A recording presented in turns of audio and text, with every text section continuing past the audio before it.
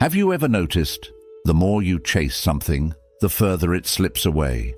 You work harder, you try every method, you even lose sleep. Yet the thing you want most stays just out of reach. What if the problem isn't that you're not doing enough, but that you're doing too much? What if the universe is already bringing you what you deserve, but your restless energy is pushing it away? In Buddhism, there is a quiet truth. Life delivers its greatest blessings, not to the ones who fight the hardest, but to the ones who learn to be still. Stillness is not weakness. It is the language of the universe. It's the difference between clinging to what you fear losing and opening your hands to receive what is truly yours.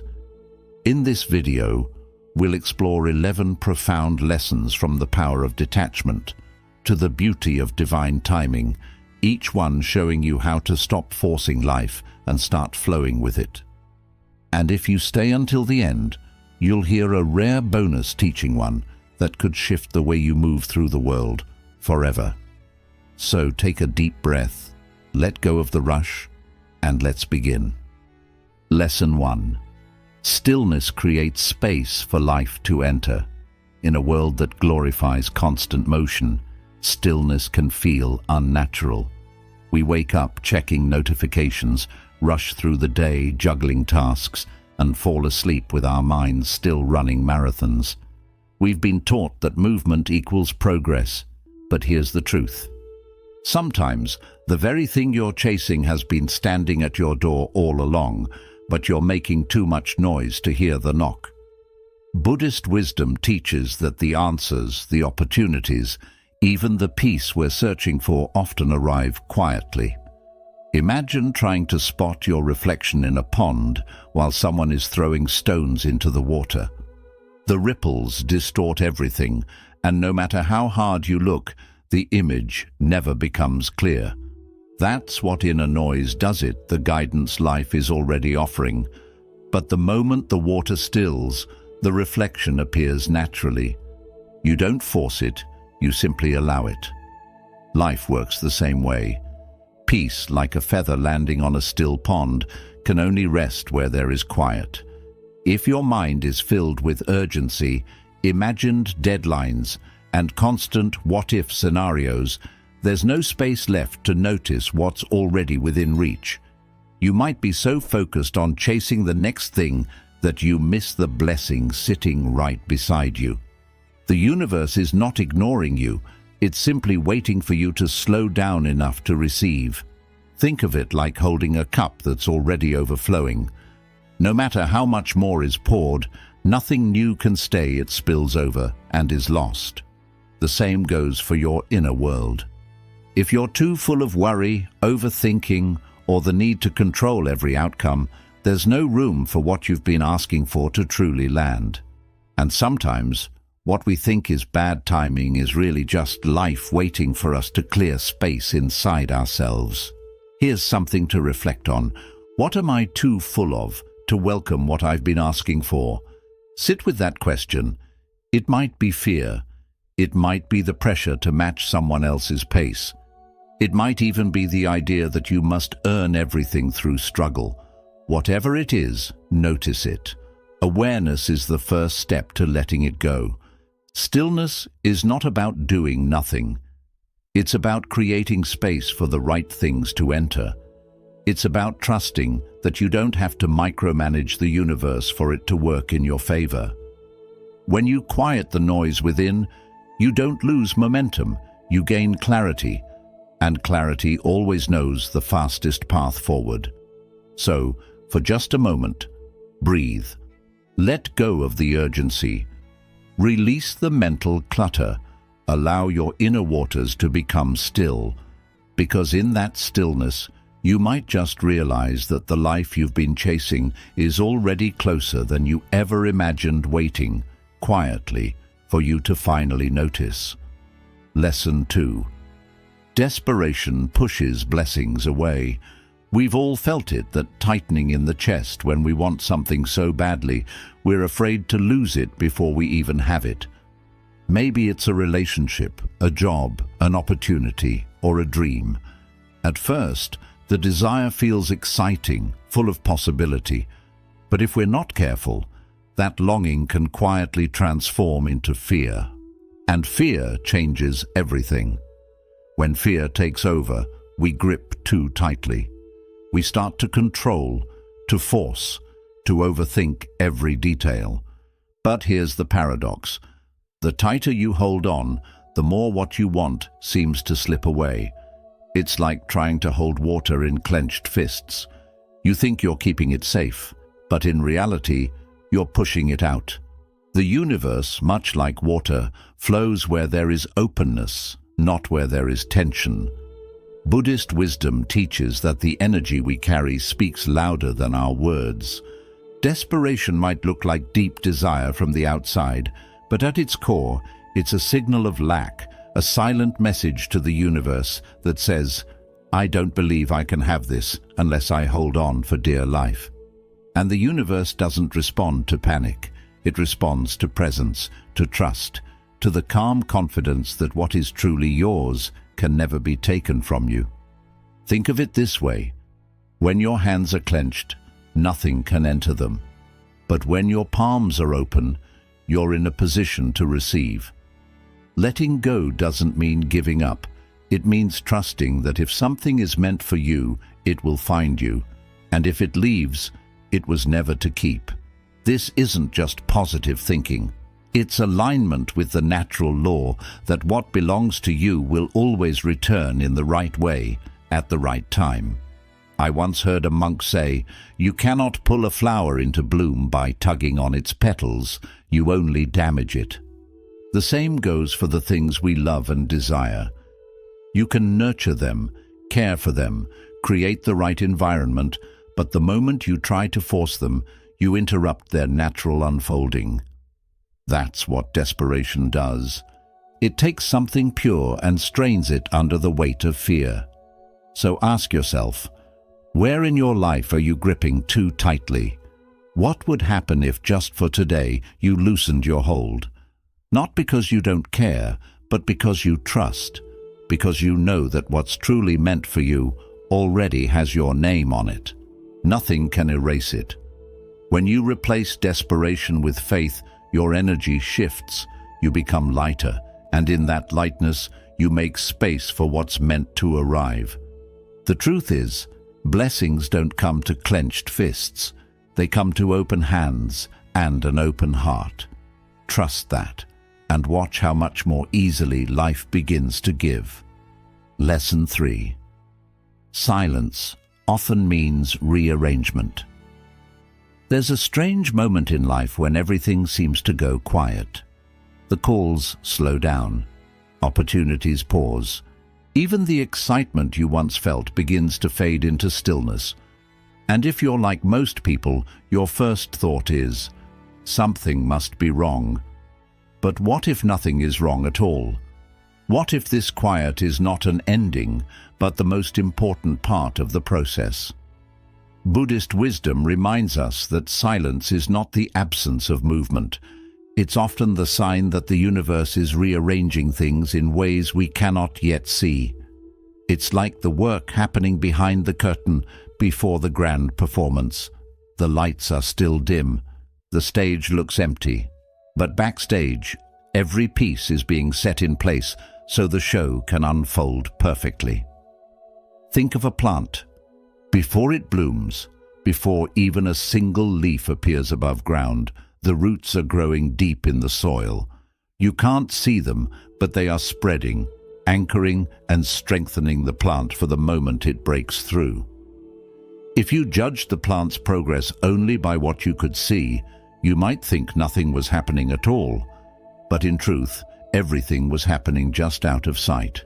Life works the same way. When things go quiet, it might mean people are moving into the right positions, opportunities are aligning in the background, and timing is being perfected. The problem is, we often mistake this quiet for being stuck.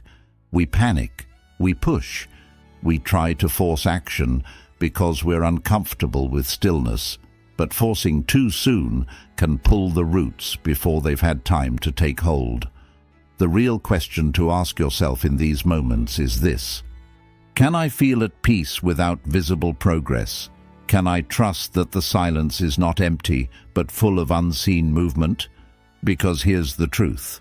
The universe has a rhythm that doesn't match our timelines.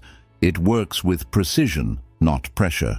And sometimes the delay is not about holding you back, but about making sure that when your opportunity arrives, you're fully ready to step into it. So the next time life feels quiet, resist the urge to fill it with noise. Sit with it. Breathe into it. Let it be. Because this stillness might just be the final preparation before your next season begins. And when it does, you'll see that the roots were growing all along, deep, strong, and exactly where they needed to be. Lesson 4. Faith grows in the unseen. Faith is easy when the path is lit, when the results are clear, when the signs are obvious, when life is moving in the exact direction we hoped. But what about the moments when everything is dark, when you can't see even one step ahead?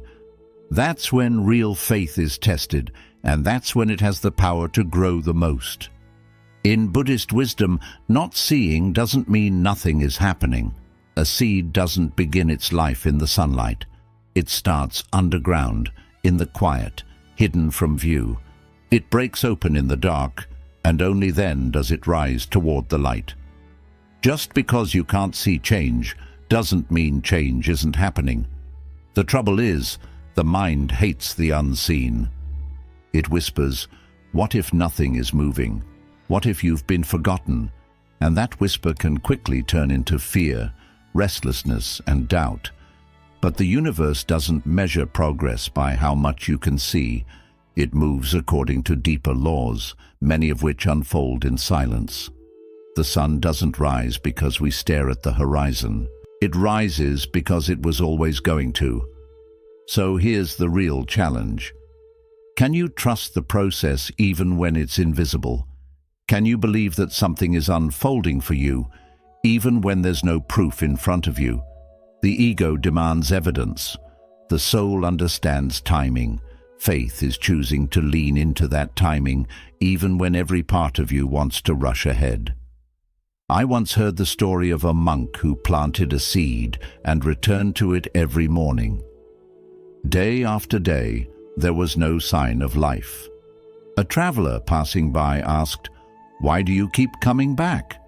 "Nothing is growing." The monk smiled and said, "It is growing, just not where you can see it yet." Weeks later, a small green sprout broke through the earth. It had been alive all along. That's how life works. Some blessings need time beneath the surface before they can meet you. Some chapters are written long before you read them, and some changes are already in motion, not because you can see them, but because you've already aligned with them inside. So when the path is unclear, keep walking. When the night feels long, trust the dawn. The unseen is not empty. It's the workshop of the universe, quietly building what you've been asking for. Let your faith live there, not in what you can measure, but in what you know deep down is already becoming. Lesson 5. Detachment unlocks true magnetism. We grow up being told that if we want something, we should hold on to it, tightly protect it, guard it, never let it slip away. But the more life you live, the more you see the truth. Sometimes the harder you grip, the faster things fade. And in Buddhist wisdom, this isn't just a poetic idea. It's a law of the heart. Detachment doesn't mean you stop caring. It doesn't mean you walk away from your dreams or the people you love. It means you choose presence over possession, trust over tension. When you release the need for something to unfold in exactly the way you imagined, you free it, and you free yourself. And strangely, this is when the things meant for you have the best chance to stay. I once heard the story of a monk who found a beautiful jade cup floating in a stream. He took it home, admired its beauty, and placed it beside his bed. But soon, every sound in the night made him worry it would break. Every gust of wind, every small movement filled him with fear of losing it. The cup had stopped being a joy and had become a burden. One morning the monk returned it to the stream, watching it float away. "It is mine," he said softly, "only when I no longer need to keep it." That is detachment, and it's the source of true magnetism. Because when you stop grasping, you stop sending out energy that says, "I'm afraid to lose this." Instead, you radiate something far more powerful. I am whole, with or without it, and that energy is irresistible. It draws in what matches it, naturally and effortlessly, like a flame quietly attracting every moth in the night. Think about it. When you're desperate for something, you create pressure around it. You overthink, you second-guess, you push too hard. But when you let go, you give it space to breathe.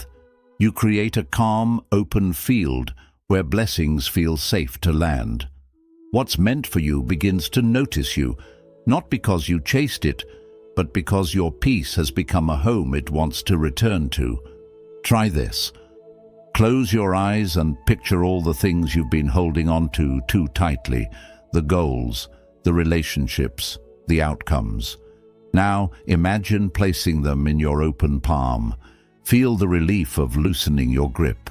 Watch them float away like lanterns into a night sky. You haven't lost them, you've simply set them free to return in their best form. Detachment is not weakness. It's the quiet confidence that you are enough, no matter what comes or goes. And when you live from that place, life has a way of surprising you, not with everything you thought you wanted, but with everything your soul was truly calling for. Lesson 6. Surrender as strength. We're taught from a young age that strength means never stopping. Push harder, try longer. Don't quit until you get what you want. And yes, persistence has its place, but there comes a moment in every journey when the path no longer responds to force. You push, but nothing moves. You plan, but doors stay closed. And instead of making progress, you feel yourself sinking deeper into frustration. In Buddhist wisdom, this is the moment to stop fighting, not because you've been defeated, but because you're ready to flow with a rhythm greater than your own. Surrender isn't waving a white flag. It's choosing to trust that the knows where it's going even when you don't. It's strength in its most graceful form. Imagine a river winding its way around a mountain. The water doesn't crash into the rock demanding it move. It curves gently, patiently, wearing a path with persistence but without resistance. And over time, the water reaches the ocean long before the rock even notices. That's the power of surrender. It gets you where you're meant to be without exhausting you in the process. I once heard a teacher say, "You know it's time to let go when trying has turned into struggling, and struggling has turned into suffering." That's the line we often cross without realizing it. We think we're being strong by holding on, but real strength is knowing when to release. Because the truth is, some things are not meant to be pushed open. They're meant to open when the timing is right. Surrender is not passivity. It's the deepest kind of participation with life. It's saying, I will do my part, but I will also trust the parts that are not mine to control. When you let go, you stop shouting at the river to change direction, and you start listening to where it's already flowing. That's when you notice the gentle nudges, the subtle signs that were drowned out by your noise before. Think for a moment. Where in your life are you still swimming upstream? What situation, dream, or relationship are you holding so tightly that it's become a struggle instead of a joy? What would happen if you stopped trying to control every turn and simply let it be? Letting go can feel terrifying. But here's the secret. You're not falling into emptiness. You're being carried. Just like a leaf floating on the surface of a stream, You may not know where it's leading, but you can trust that the flow will take you exactly where you need to go. So today, give yourself permission to stop fighting the currents that exhaust you. Lay down the burden of needing to know every outcome. Let the tide carry you for a while, because sometimes the very thing you're chasing is already on its way. But it can only meet you when you stop resisting the path it's taking to get there. Surrender is not weakness, it is wisdom, and when you learn to bow to life's flow instead of forcing it, you'll see that the river has been carrying you toward everything you deserve all along. Lesson 7. Craving clouds clarity. There's a subtle difference between desire and craving. Desire can be a spark. It inspires, motivates, and gives us direction. But craving is what happens when that spark grows into a wildfire we can no longer control. It burns through our peace, clouds our judgment, and leaves us chasing shadows. Buddhist wisdom teaches that craving doesn't bring us closer to what we seek, it pushes it further away. Why? Because craving blinds us.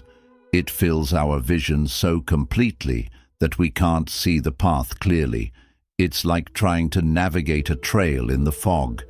You're moving, but every step feels uncertain. The more you try to force your way forward, the denser the fog becomes. I once heard a monk illustrate this with a simple image. He poured tea into a cup until it overflowed, spilling onto the table. "This is your mind when it's full of craving," he said. "There is no space for peace to enter, because it is already overflowing with need." That's the trouble with craving. It doesn't just take up space in your mind, it distorts everything you see. You stop noticing the opportunities already within reach, because you're obsessed with the one thing you don't yet have. The truth is, craving doesn't come from abundance. It comes from the fear of not having enough, and fear is noisy. It drowns out intuition, it silences patience, and it makes us grab at anything that looks like we want, even if it's not truly right for us. When you're caught in craving, you're not choosing from wisdom, you're reacting from urgency. So how do you clear the fog? First, pause. Take a breath deep enough to feel in your chest. Then ask yourself, is what I'm wanting right now helping me see more clearly, or is it making everything blur?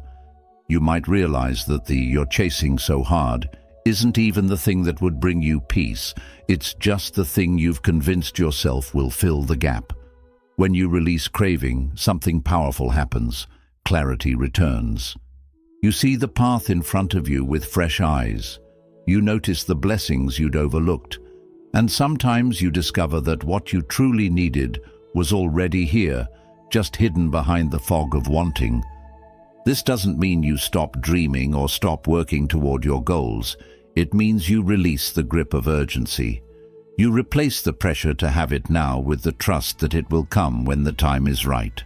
Peace is not found when you finally collect everything you want. It's found when you no longer need everything to go your way in order to feel whole. Let the craving fall away, like mist dissolving in the morning sun. Let the path reveal itself again. You may be surprised to find that the clarity you've been searching for wasn't out there at all. It was waiting for you in the stillness all along. Lesson 8. Calmness is the universe's language. If you've ever tried to hear someone whisper in a crowded room, you know how impossible it feels.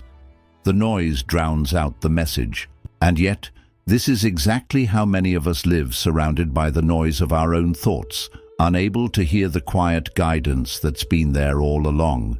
Buddhist wisdom teaches that the universe does not speak in shouts. It speaks in whispers. It doesn't push or force its way in. It waits for calm. Calmness isn't about doing nothing. It's about creating a state within yourself where truth can be heard clearly. Just like a lake only reflects the sky when it is still, your mind can only reflect the right path when it's at peace. There's a story of a man who sat at the edge of a forest every day, calling out to the wind for direction. He would beg for signs, demand answers, and shout his questions into the air. One day, an old monk joined him and sat silently. Minutes passed. The wind shifted, leaves rustled. A single feather drifted down in front of them. The man asked, "Why does the universe answer you and not me?" The monk smiled and said, "Because I listen, not to reply, but to receive." When we are desperate for answers, we tend to make more noise. We overthink. We rehearse conversations that haven't happened. We imagine all the worst outcomes. But the universe doesn't respond to panic or chaos. It responds to the stillness of trust. Calmness sends a different message. I am ready to hear.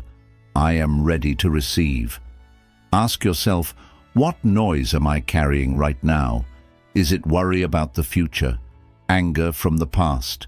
The need to have everything figured out before I can feel at peace? Whatever it is, notice how it fills the space where guidance could be. The truth is, you don't have to chase answers. You have to make room for them. You don't have to scream to be heard. You only have to whisper and wait. Calmness is not weakness. It's power in its quietest form. It's the energy that makes blessings feel safe to approach. So slow your breathing. Release the tension in your shoulders. Let your mind settle like water after the storm. In that stillness, you'll start to notice the signs you thought weren't there, the chance encounters, the sudden clarity, the gentle nudges forward. They've always been there. You just needed the quiet to hear them. Lesson 9. Energy arrives before results. Long before your dreams take shape in the world, something else arrives first: your energy. It's the quiet signal you send out every day, whether you're aware of it or not. And in Buddhist wisdom, that signal speaks far louder than your words or your plans. You don't attract what you say you want. You attract what you are. Think about a tuning fork. It doesn't vibrate just because you tell it to. It vibrates when it meets a matching note. Life works the same way. If you're holding on to chaos, doubt, or fear, you'll draw in people and situations that match that frequency. If you carry peace, trust, and grounded confidence, you create the conditions for those same qualities to find you. A student once asked a monk, "Why am I doing all the right things, yet nothing is changing?" The monk replied, "Because you are planting seeds with trembling hands. Your actions are correct, but your energy is uncertain." It's a simple truth: the universe doesn't just respond to your effort, it reflects your essence. Most people get it backwards. They wait for life to give them peace before they allow themselves to feel peaceful. They wait for success before they feel worthy, for love before they feel whole. But alignment works in reverse. You feel it first, and then life matches it. So here's the question to sit with. What is my energy inviting into my life right now? Do I radiate trust or tension? Am I embodying the peace I say I want? Or am I waiting for external changes before I let myself feel it? Try this simple shift. Each morning, before the noise of the day begins, take a few breaths and step into the version of yourself who already has the peace, love, or success you're seeking.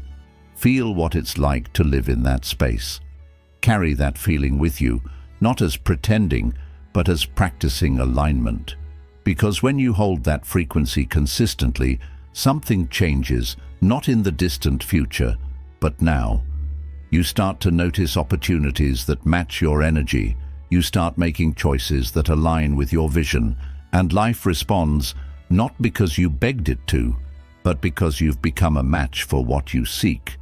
Remember, results are the echo, energy is the voice. Send out the signal of the life you want, and watch as it quietly begins making its way to you. Step by step, moment by moment, until one day you realize you're living what you once only dreamed. Lesson 10.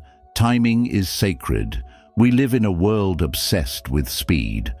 Fast results, instant answers, overnight success. We've been conditioned to believe that if something takes too long, it must mean we're falling behind. But life, in its quiet wisdom, does not follow our deadlines. And in Buddhist teaching, timing is not just a detail, it is sacred. Not everything blooms in spring. Some flowers open in the heat of summer, others wait for the gentle cool of autumn. They don't force themselves open before they're ready, and they're never late. They bloom in the exact moment nature intended. Your journey is no different. The trouble is, when we can't see progress, we start to panic. We look around and notice others moving ahead. We think, why not me? Am I missing my chance? But a seed buried in the soil doesn't panic just because the plant next to it has already sprouted. It knows that growth is happening and the dark roots are forming. Strength is building so that when it finally breaks the surface, it can stand tall and steady. I once heard a teacher tell a story about a young monk who asked, "Why is my progress so slow? I meditate, I practice, I serve, yet nothing changes." The master took him outside into the night and pointed at the sky. "Where are the stars?" he asked. The monk frowned. "I can't see them." The master smiled. "Because it's not dark enough yet." And that was the lesson. Some things can only be seen. Some wisdom can only be received when the moment is perfectly aligned. This is why patience isn't just waiting, it's trusting. Trusting that every delay is part of your preparation. Trusting that the universe is arranging not just the what, but also the when, because the wrong timing can turn even the right thing into a burden, while the right timing makes it effortless. So instead of treating time like an enemy, learn to see it as an ally. When life slows down, ask yourself, what is this moment preparing me for? What skills, insights, or inner strength am I meant to gather before the next chapter begins? The stars will appear when the sky is ready. The doors will open when the path is clear. And when that moment comes, you'll realize the wait wasn't a pause. It was a perfect, sacred rhythm carrying you exactly where you were meant to go. Lesson 11. What you deserve isn't given, it's recognized. We often think we have to earn everything: love, respect, success, even our own worth. We work harder, achieve more, and push ourselves to prove that we're deserving. But in Buddhist wisdom, what you truly deserve is not something life hands you like a prize. It's something that's recognized the moment you align with who you really are. Think of a lighthouse. It doesn't run up and down the shore, begging ships to notice it. It doesn't flash brighter in desperation or try to prove its value. It simply stands tall, steady, and lit. And because it shines without apology or insecurity, the ships find it naturally. That's how what's meant for you works. It's drawn to your light, not your effort to chase it down. The problem is, most of us have been so busy trying to be chosen that we forget to simply be. We wear masks to match the expectations of others. We chase goals that impress others but leave us feeling empty inside. And when what we desire doesn't come, we believe it must be because we're not enough yet. But the truth is, the universe will never send the right blessings to the wrong version of you. I once heard a monk ask a seeker, "In all your striving, have you ever paused just to be yourself?" The seeker looked puzzled and asked, "To be what?" The monk smiled softly. "To be you. Not the you who performs, not the you who hides, but the you who is whole, even without anyone's applause." That's the space where true recognition begins. When you stand in your truth, without bending to win approval, life starts to change. You're no longer chasing, you're shining. You send out a clear message. This is who I am, and I am ready to receive what belongs with me. And the right people, opportunities, and moments begin to come, not because you forced them, but because you became the version of yourself they were meant to find. So ask yourself, am I trying to prove my worth, or am I living from it? Am I dimming my light to fit someone else's expectations, or am I letting it shine at full strength? Because when you stop trying to earn what's already yours, you stop blocking it. Stand like a lighthouse, steady, certain, and glowing. Let what's meant for you recognize you and return to you. Not to the version of you that's chasing, but to the one who remembers, I am already enough. Bonus lesson. The universe answers to inner stillness, not outer struggle. In a world that praises hustle, we're taught that movement means progress. If you're not always doing, pushing and chasing, you must be falling behind. But in Buddhist wisdom, many of life's deepest changes don't happen through force. They happen through stillness. Stillness isn't the absence of action, it's the presence of alignment. You could take 100 rushed steps in the wrong direction and end up further away from where you need to be. Or you could take one calm, intentional step from a place of clarity, and that will bring you closer to your destination than all the rushing in the world. I once heard a teacher compare it to a cup of tea. If the cup is already full, filled with worry, fear, and endless planning, there's no space for anything new. The tea will just spill over. But when you empty the cup, when you quiet the noise inside, you make room for the universe to pour in exactly what you need. Picture a garden at dawn. The air is still, the leaves unmoving. In that quiet, the dew forms and the light gently touches the earth. Growth doesn't happen because something forced it. It happens because the conditions welcomed it. Your life works the same way. When you are calm, grounded and open, what is meant for you begins to grow naturally. Ask yourself, are my actions coming from trust or from fear? Am I moving because I'm inspired or because I'm afraid to be still? Often we mistake constant activity for progress, when in truth we're just running in circles, too busy to see the doors that are already open. The truth is, what's meant for you never needs to be forced into existence. It needs to be welcomed. And welcoming isn't passive, it's powerful. It's choosing to stand in quiet confidence, knowing the universe is aware of your name, your needs, and your timing. So, loosen your grip.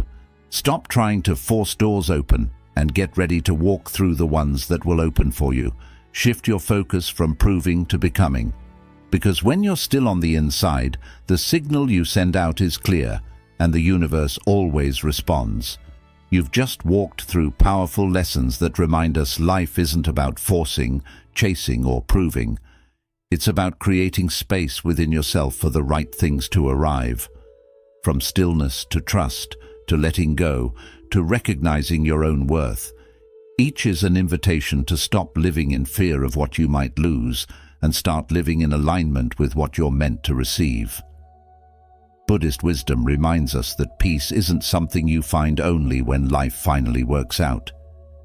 Peace is what you choose now, in this moment, before the answers arrive, before the timing feels perfect, before you can see the whole path. Because when you choose peace first, everything else begins to shift around it. So ask yourself one last time, what am I too full of to welcome what I've been asking for? Then, little by little, make space, quiet the noise, loosen your grip, trust the timing, and stand in the knowing that what's meant for you can never miss you.